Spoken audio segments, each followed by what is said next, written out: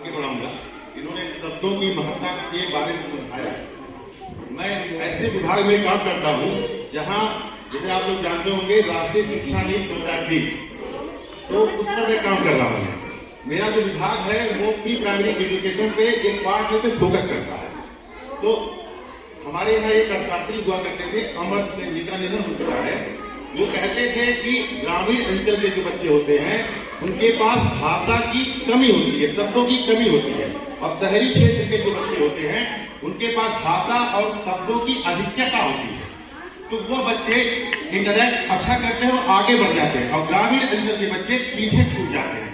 हमारा खलीलाबाद कस्बाई जगह है और यहाँ पे ये लोग अच्छा क्वालिटी एजुकेशन दे रहे हैं। क्योंकि मैं प्री प्राइमरी एजुकेशन में जब मैं अपने विभाग में आंगनबाड़ी केंद्रों पर जाता हूँ, वह गांव के गरीब घर के बच्चे रहते हैं। तो वहाँ हमारी जो आंगनबाड़ी कार्यकर्तियां होती हैं वो सुनिए भावगीत के माध्यम से बच्चों को सिखाती हैं। अभी हमारे यहाँ जिस जनपद में मैं काम कर रहा हूँ, माननीय मुख्यमंत्री जी का दौरा था मेरे विभाग में, तो उसको मैं प्रेजेंट कर रहा था। तो हमारे माननीय मुख्यमंत्री जी ने कहा कि हमारे गांव की सिंपल आंगनबाड़ी होती है, कम पढ़ी लिखी होती है, वो भावगीत के माध्यम से बच्चों को सिखाती है। कैसे सिखाती है? एक एक एक एक मेरे नाम, दो दो दो दो मेरे काम। तो उनको सिखा रही है, इंटरेक्ट कर रही है। कैसे? जैसे हम लोग जब पढ़े थे अपने जमाने में, तो हमारे प्रोफेसर कहा करते थे कि किसी चीज को जोड़ना है। तो ये जो बच्चे गतिविधि किए हैं, ये भविष्य में इसको इनका लाभ मिलेगा। आज लगेगा कि आपको इनको ऐसे है बोल दिए, कुछ शब्दों को सीख लिए, नहीं, ये कॉन्फिडेंस और इंटरेक्शन इनको आगे काम आएगा।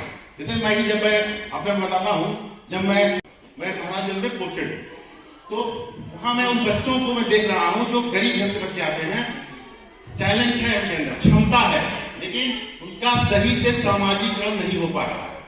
सोशलाइजेशन हम तो घर पे भी करते हैं। मैं आज बहुत दबाव में वहां से मैं छुट्टी लेके आया हूँ, क्योंकि इनकी बाप की मम्मा कहीं, हमारी बेटी जिस दिन उसका कार्यक्रम था वो घर गई और फोन पर मुझसे कही, मैं मीटिंग में हमारे जिला पोषण समिति की बैठक हो रही थी, उसने कहा पापा मैं तुमसे जिंदगी में बात नहीं करूंगी। 8 साल की बच्ची है, उसके अंदर जब ये बात आ जाएगी तो मैं बहुत सोचा, विचार किया, नहीं इनको भी समय देना चाहिए, क्योंकि हमारा काम इतना ज्यादा है, 24 घंटे का काम है। तो हमारा कहने का मतलब आप लोगों से है कि जैसे बच्चे यहाँ से पढ़ के जा रहे हैं, आपके पास भी समय होगा, आप लोग भी खुद पढ़िए। जब अधिक पढ़ेंगे, क्योंकि अभी हमारा बच्चा, मैं प्रयाग गया था अपने बच्चों के लेकर, बताना थोड़ी सिखानी है, तो यही पाठ हमसे पूछा कि पापा ये नदी कैसे बनी, बातें पता है। तो मेरा इसे अपेक्षा है, जैसे इस मतलब कस्बाई जगहों पे अगर क्वालिटी एजुकेशन ये लोग दे रहे हैं, इसका लाभ तभी मिलेगा जब आप लोग स्वयं अभी नहीं उतना समझेगा।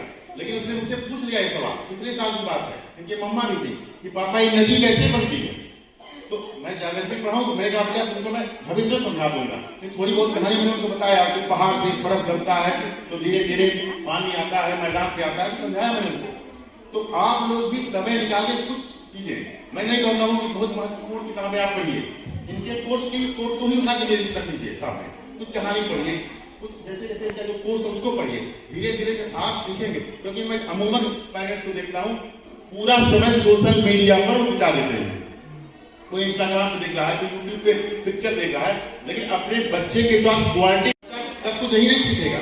बच्चा जो यहाँ से मान लीजिए 50% यहाँ सीखा, तो 50% वो घर पे सीखेगा, वो आप लोगों का काम है। तो आप लोग स्वयं पढ़िए और बच्चों को फोकस करिए और उसको बताइए। और बच्चे के अंदर जब तक क्यूरियोसिटी नहीं होगी, जब तक बच्चा ये नहीं पूछेगा कि पापा ये क्या है, ये कैसे होता है, ये क्या होता है, इसके अंदर इसको डेवलप करना है, निश्चित रूप से आपके बच्चे कामयाब होंगे। ये नहीं है कि